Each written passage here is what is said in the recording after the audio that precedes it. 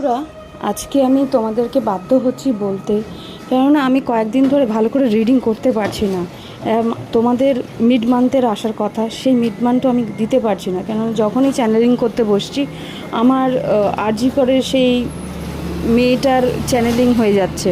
অনেক কিছু আমি জানতে পারছি, আশেপাশে অনেক কিছু এখন মানুষ জেনে যাচ্ছে। যাই হোক, কিন্তু যেহেতু আমরা সাইকিক, আমাদের কাছে এনার্জিটা মানে কি বলবো, মারাত্মকভাবে ওর পেইনগুলো আমি ফিল করছি।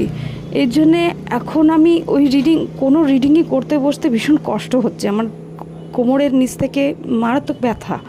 আমি বলতে পারছি না যে এই জিনিসগুলো ওরই জন্যে কিনা, কিন্তু যেহেতু আমরা ইম্প্যাথ, আমাদের ভিতরে এই যন্ত্রণাগুলো ফিল হচ্ছে। আমি কন্টিনিউয়াসলি ওই মেয়েটার পেইনগুলো চ্যানেল হয়ে যাচ্ছে। এর জন্যে কিছু মনে করো না, হয়তো 2-1 দিন পরে আমি রিডিং দিচ্ছি। সব রিডিংই আসবে, কিন্তু একটু টাইম লাগছে। আমাকে ওই এনার্জি থেকে বেরোনোর জন্য একটু টাইম দাও আমাকে। তোমাদের সহযোগিতা একান্তভাবে কাম্য, আর আমার সঙ্গে থেকো। আর প্রচণ্ডই শোকাহত হয়ে রয়েছি আমি এর জন্যে।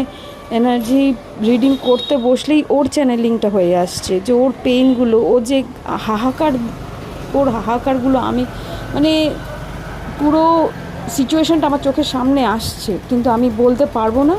এটা বলা বিশাল একটা রিস্কের ব্যাপার হয়ে যাবে আমার পরিবারের জন্য, আমার জন্য। ঈশ্বর সেই মেয়েটাকে সেই মর্মান্তিক যন্ত্রণা থেকে মুক্ত করে দিন, এটাই আমি চাই।